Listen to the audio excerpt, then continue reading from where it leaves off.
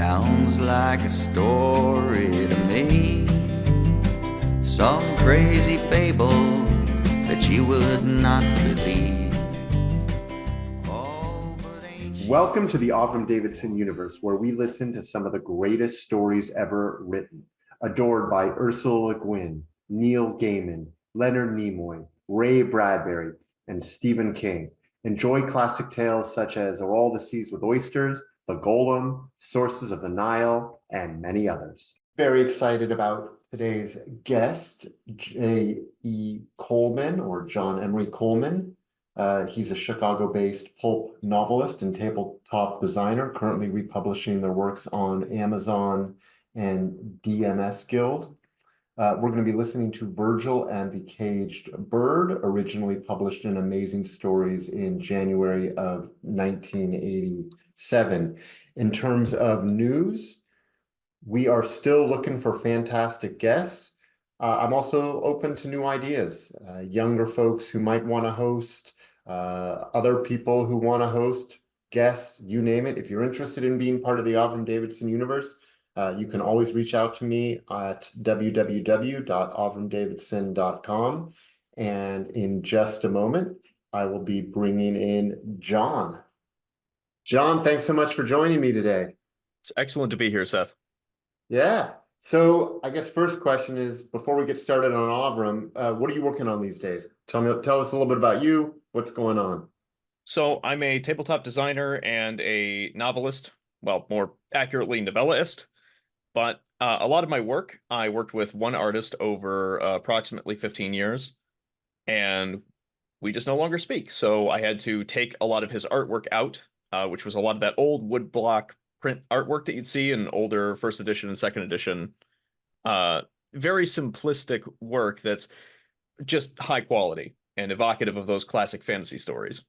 Similar stuff that you find on the insides of pulp novels, not like the Frazetta covers, but still. So I've had to re-edit and republish them. Funny enough, I lost a lot of that work moving machines too. So it's great looking at work you've done 10 years ago and half of it's corrupted. And you go, well, how much of this do I actually remember?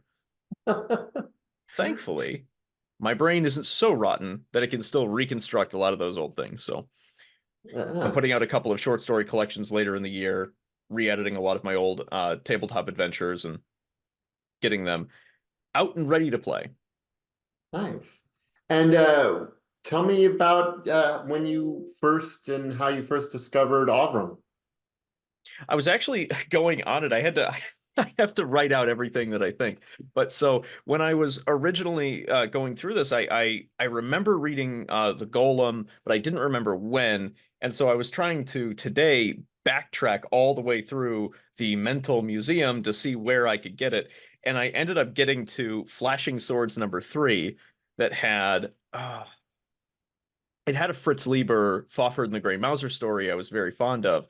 And at the end of it, I couldn't even remember the name of it currently, but it was Caravan to Iliel that was done by Davidson that was in that. And I loved it. It sat at the back of my mind for many years. And eventually I ended up getting onto the Vergil Magus, sorry. Better pronunciation. But when I got into Vergil, I loved the guy. I wasn't a huge fan of Alighieri's Vergil, but I liked Vergil the man. So having him described as this curious and intellectual gentleman of the magical variety really got me interested. And then I think after that, I got into Avram's earlier work from kind of the Golem era, the late 60s, early 70s. And I loved it. It always just kind of sat in the background. But the guy's prose and narrative complexity was something that it didn't keep me coming back, but it always kept it on my mind. If that makes sense. Yeah. And just the conversational writing style with these layered plots over a very short period of time, usually 4 to 6 pages. Something that's 4 to 6 pages long can be that layered and keep you thinking about it, that requires 2 or 3 passes every time you get your eyes on the page. That's good writing. Uh, what strikes me as interesting, and one of the things I find very interesting about you is, and you and I have spoken about this previously, is, and I won't say how old you are because that's not very relevant, but you are a younger generation. And I'd say in general, when I speak to folks, Avram's not I don't think the easiest to read, especially for the current generation. And I would say it's usually an older generation that know of him. So I'm very impressed. Any particular favorite stories of yours? I actually went on a huge deep dive because I had remembered the title and I spoke to it with you. That was one that I wanted to cover on the episode today, but it was not recorded. So it's King Without Country, which was finished posthumously. I didn't know that.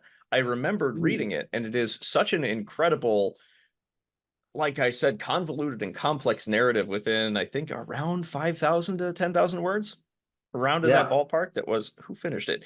Michael Swanwick, that was his name. yeah, And and his writing style was so close to Davidson that it was almost, I wouldn't say unrecognizable, the difference between them, but definitely a fantastic synthesis between the two authors' styles. It's definitely a guy who knew Avram's writing style very well and could replicate it and also merge it with his own thoughts on the work. But yeah, it's fantastic. well, that's amazing. And Michael Swanwick's an absolute gem, and huge Avram fan, and been nothing but supportive of me through everything I've been working through. So yeah, we'll have to. I have not recorded that story yet, but I may have to look into it. So, well, today we If are. you haven't had Michael on, getting Michael on for King No, Without Country would be no, we actually the have, and ideal. Absolutely. maybe come on again to discuss that story. Now, you selected Virgil and the Caged Bird. Mhm. Any particular reasons, or just your love for Virgil? And there were only a couple Honestly, still available. it's somewhat just the love for Vergil, but I hadn't read it. I remembered the story being the same type of fantasticism that I love in fantasy books. I'm primarily a fantasy author and reader. Uh, Sci-fi is, I would say, my second muse, or third, depending. Historical fiction would be a solid second after that. But that same type of, like I said, inbuilt curiosity to the character of Virgil is shown so well in Caged Bird that I love out of characters like Merlin in The Once and Future King. I have that on my desk somewhere, unless I took it off. Everything is where you put it until you move it. But I love that the starting point for Virgil in the story is just his innate curiosity, his willingness to stop and take a look at something strange and dive deeper into it and Well, I mean, interrogate it. I mean, I think this is a perfect time to just get right into the story. What do you think? Excellent. All right, let's do this. Vergil and the Caged Bird, written by Avram Davidson, narrated by David Pickering. Assuming each letter to have its own numerical value, which is, after all, to assume the obvious, as every schoolchild does well know, assuming each letter to have its own numerical value, the word crowd does not add up to the word true or truth. Scan them. Let A equal 1, and so C for crowd equals 3, and take it thence. Vergil had taken the presence of the crowd for granted. He had not summoned it, and scarcely could he have prevented it from gathering, and yet there stood he, and there stood the one whom he must question, and around them stood the crowd, and around the crowd stood the buildings of the centre of the city of Naples, some of them standing from its foundation, plaster peeling, and stucco scumbling by the knife and brush of time, and the rubbings of many bodies, breaking it down to show the rough, rude stones of the founding day. "Whence comest thou?" asked Vergil, speaking not as one having authority, but speaking simply as might one to another. And yet almost he dissembled, and though the man he addressed might have merely shrugged on by, instead he paused. He stood a moment silent, in one hand a cage with a bird in it. The bird was caged, and the bird did not struggle. Still, it did seem that this was not a cage-bird type of fowl. "Hi, Poolia," said the man who held the cage. Vergil was doubtful. Vergil seemed doubtful. Nevertheless, he was. The crowd was varied, as are most crowds. Therein lie their savours. A session of senators, a tiring, as one might say, of tailors, whatever, would lack the same savour. There nearby was a fowl sharper, next, and by no means as acute-looking, an ageing produce broker. Vergil stood so the man with the cage could not civilly brush past him. Vergil turned to the former, one Cocko, not his real name, and perhaps he did no longer know what was, perhaps he need no longer know. What use to him now, agnomen, cognomen, Cocko, good enough for all days nowadays? The man was short and stocky, and his face square and well lined with grooves of self-satisfaction. Cocko could supply a lawful capon, fattened for the cook's bit, better than any. Also he could, did he desire, fix any pigeon race. He did not desire any longer. Rare birds he could cozen and catch. Vergil spoke to him. "Well, Squire Cocko, and what bird be that in cage?" The man's face changed. He pursed his lips and moved them a bit, not as the old produce broker, whose aged chops moved incessantly. Cocko moved his own lips now, as if he liked the taste of something, such as the word squire. "Ah, whoa, Master Megan," he said, touching his new white woven hat. "'Tis a farty, that is," hastily, "in our cant, in yours, me Master Megan, 'tis a pheasant." A pheasant it was indeed, which the man, an Asian of some sort, Lydian, Cappadocian, Phrygian, Pontian, perhaps, had in the withy cage. A fairly new-fangled bird. So, Squire, so, right you are. Why should no one else ever have called Cocko Squire? 'Twas harmless, and he liked it. The Asian liked it all not, but yet he moved not away. It was just as well, just as well. A woman at the well let water run into her jug, a one which sang a bittle as the air went out. Now and then the novelty was in the fashion, now and then it was out. Now and then a woman at a well might find herself giving water to some lord, not tired as such, or to the steward of one far off. For the most part the woman merely toiled, however, and did she find the few short notes of music a relief from toil, 'twas pity she might not always find such a jug for a new one when the old one broke. For lords, stewards, music not. The old one always broke. "Squire, so, right you are, and tell me, can your art extend to causing the feo birdie—" Here Cocko and a few others laughed, and neither they nor Vergil paused to explain why, "to extrude the contents of his crop without hurting him?" But here Vergil overmastered himself, and a slight cloud settled on the fowler's face. At once the fellow at his side, whom one would have thought till then a porter between porting jobs, forgetting a perfectly planned schemer to play old Cocko's shill in a moment, burst out, Megan, squab, mek your cream mek to flow flowly, push his yoke belay Algernon." In an instant Cocko had the bird out of the cage, his fellow peaceably but effectively blocking the Asian's protesting arm. A slight movement, and there, lo, how the crowd laughed! There inside the crown of the foul fooler's own new hat lay the contents of the pheasant's crop. The old broker-dealer spoke up, choring the while. "Olive, mash," said he, having given the mass in the hat a glance, no more than a glance. Vergil said naught. No one said aught. Then someone, by looks a tenant-farmer out of tenantry, said slowly, "Why, they bain't moshing olive here, nay, nay." The old produce-man gummed away. "Olive mash," said he. He suspected nothing, expected nothing, was privy to nothing. He knew what he knew, and said what he knew. Vergil asked, of no one in particular, "Where be they mashing olives now? Does any know?" Any knew. In the Senate, perhaps, might not any know, or in a lodge of tailors or of tilers, no. In the crowd, yes. "Why, ne'er is they bringing in Oliver now? Why, me lord, sir, it's South Sicilier. Be?" The statement was repeated, pronounced correct. The crowd pressed close.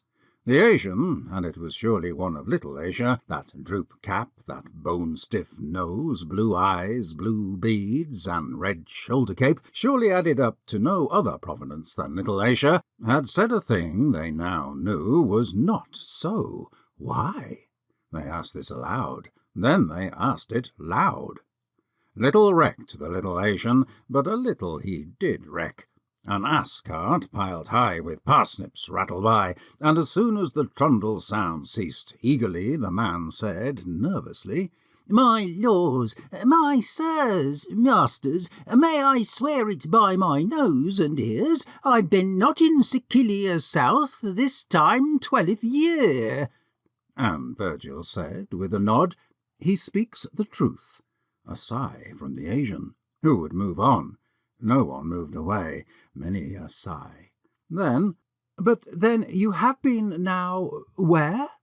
The Asian now displayed a tongue. The tongue caressed lips. The lips parted. "I hearn what I tell," said old Coco, having casually assumed, probably for mere practice, one of the many accents at his gift. The woman had filled her jug, began away, observed the crowd, became one of it.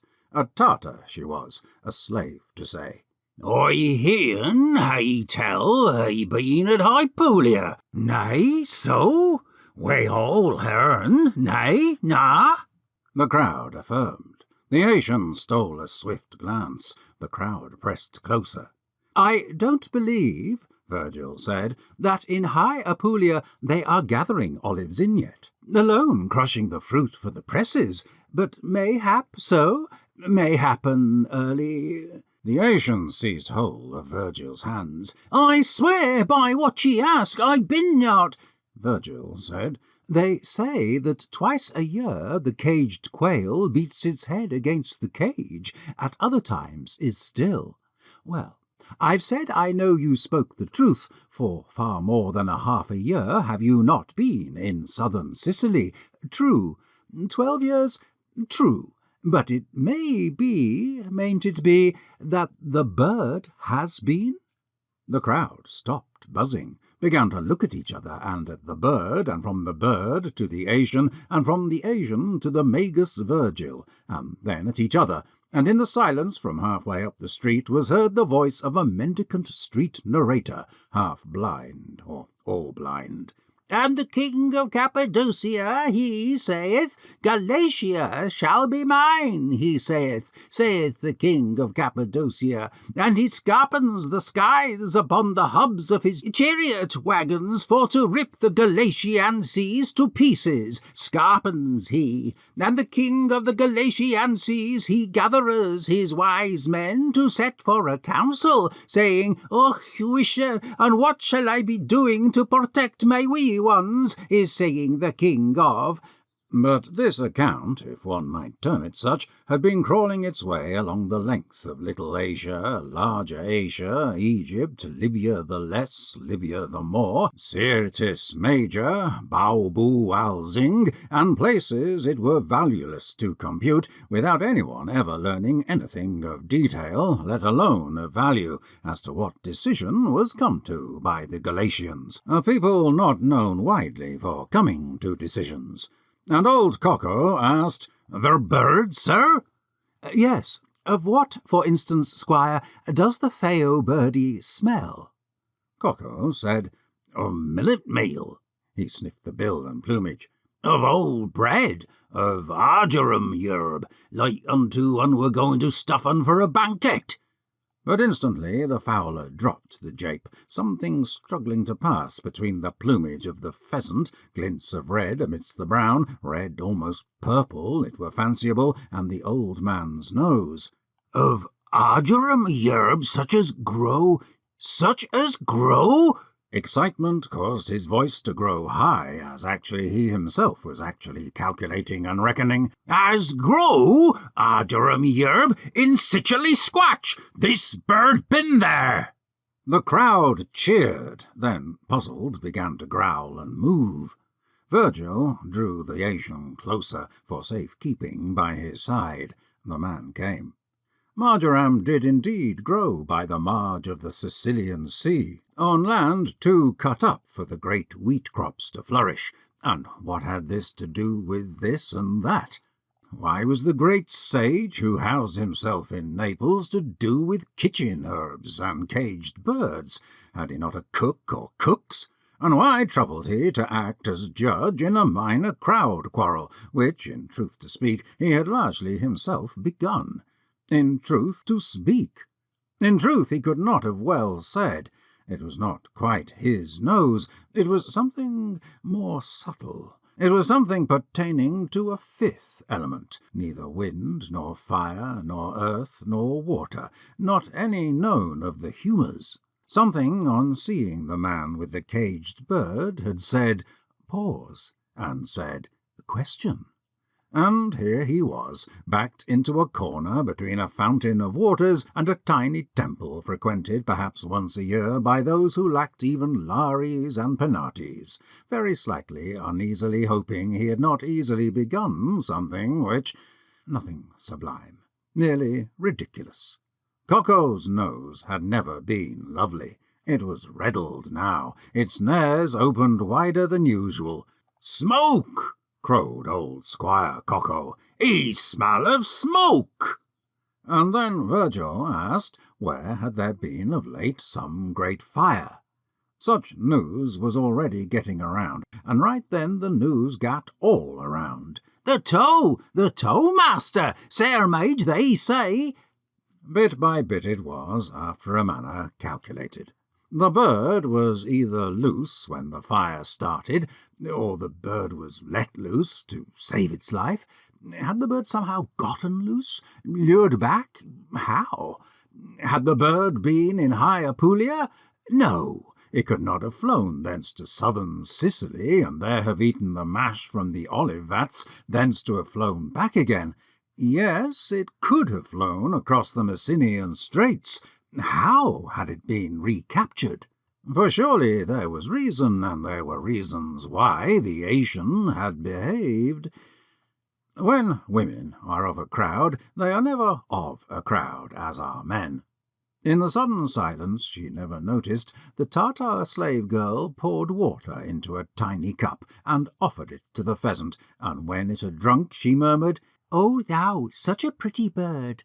and pouting out her pale pink coral lips, kissed it so.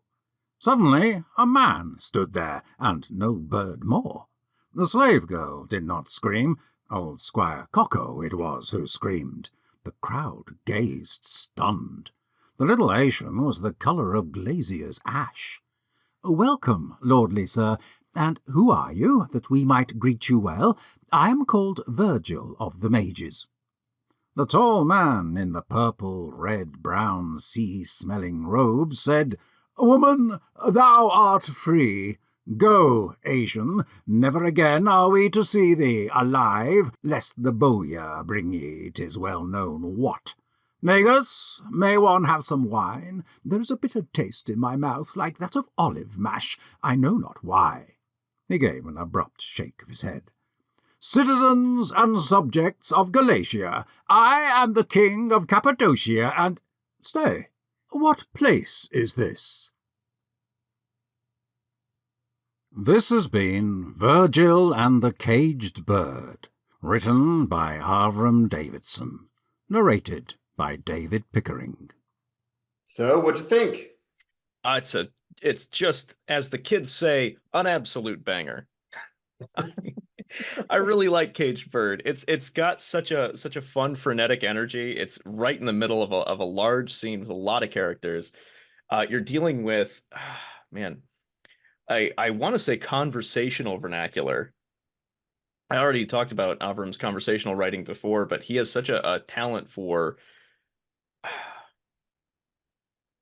almost syllabalizing dialogue, where he's going to chop every bit from a character into a piece that once they speak, you know exactly where that character's from, their level of education, their class background, everything. You can grok that character and who they are so quickly just from the even the lettering that Davidson uses.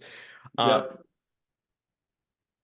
if you follow along with the written word while you're listening to that, you get such an absolute treat hearing these things vocalized. It's wild. Yeah, I mean, I love the narrator. By the way, I think Mhm. he's just absolutely fantastic. He's excellent. But That I, gentleman's done several Avram stories, if my ear memory is correct. yeah, no, David Pickering's just been incredible. Hmm. Uh, I love the story just because I mean it's just such a short little slice of a story, but there's it's there's a little mystery there. You're trying to Hmm. solve the mystery. The mystery is somewhat solved, and you know it's as I always talk about. Would you how would you adapt a particular story, either to film or to a series? And I certainly think I'm not sure. I mean, you could certainly expand this out. Hmm. Who's the slave girl? You know, how did the king of Cappadocia get turned into this bird? You know, what's so there's a lot of Hmm. story behind the story, but it could also just be a moment within the Vergil universe, I suppose. But Absolutely. any thoughts on? When I think of a modern interpretation of Virgil Magus, I think of a lot of these larger prestige fantasy series that have come out in recent years. But key among them, you have great scenes that are written for these characters because of the short form novelette and other short story structure of a lot of the Virgil stories. You have these fantastic cold opens. And I think if you wanted to do, I wish I could remember the name. It's the one piece of the notes because the Virgil stories were written out of order, with the first one published being the final one and the final one published being right in the middle, and then the second being the first. But I have a feeling like if you wanted to introduce a modern audience to Virgil, the poet and magician, I think this would be the first scene that you would want to get on that guy because it Huh. tells you nothing about Virgil as a person outside of his characteristics. It gives you everything about his natural curiosity, his intelligence, his ability to follow a thread, and almost a natural protectiveness of the people that are around him. It would be, I think, the greatest tone setter for a Virgil series if you were doing, say, you took one of the books, chopped it into 2 or 3 episodes for kind of a long running narrative content, or God forbid, six.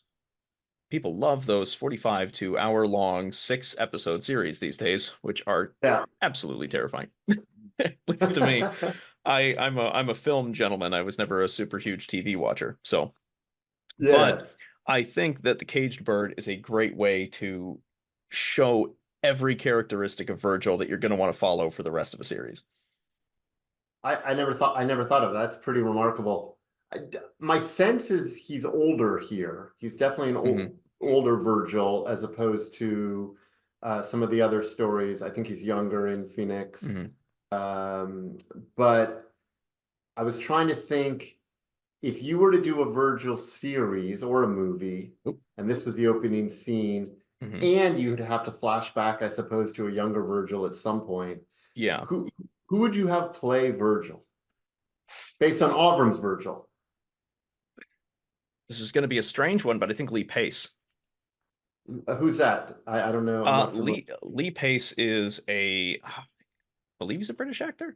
He is Okay. a prolific Shakespearean actor who has just such a sense of light and life in his eyes.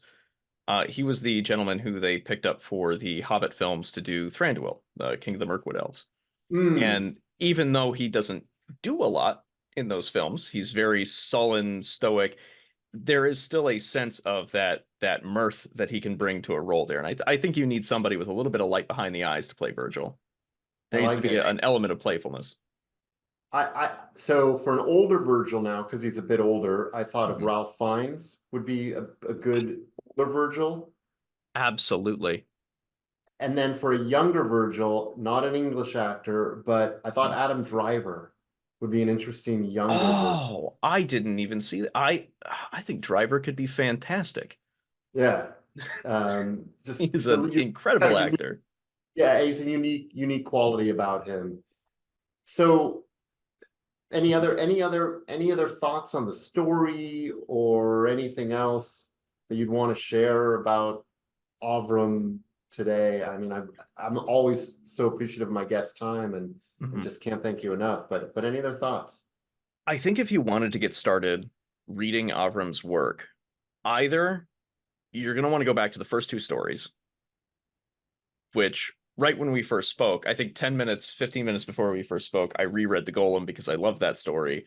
I think either start right at the beginning or get an I would say with Caged Bird. I think this is a great, it is a little bit thick for a modern reader in terms of the types of vocabulary and vernacular that you're going to have to be digging into, but Yep. I mean that's common for all pulp novels. People have a terrible reputation with pulp novels, thinking that they're like dime westerns and things like that, simply written stories that are short and easy to bite into. But if you read guys like Moorcock and Lieber and Howard and Davidson, you just see this incredible wealth of literary skill that is I gonna say unrivaled in today's current climate, at least in terms of the literal literature that you have to engage with and break down.